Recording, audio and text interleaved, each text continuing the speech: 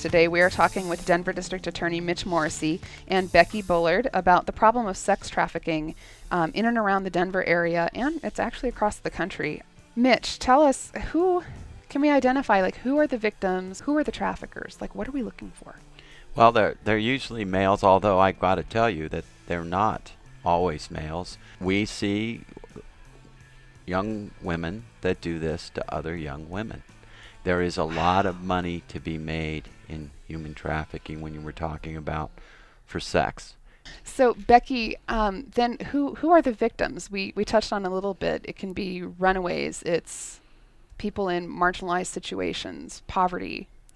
Right. So they can certainly have all of those vulnerabilities, and they can also not have any of those vulnerabilities. So it can just take meeting the wrong person.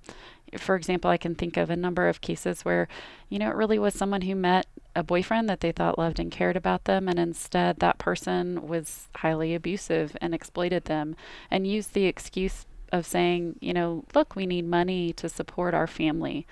We saw several cases on the national hotline where the husband was the trafficker, and they were saying to their wife, if you do just a couple of these jobs, we'll have more money.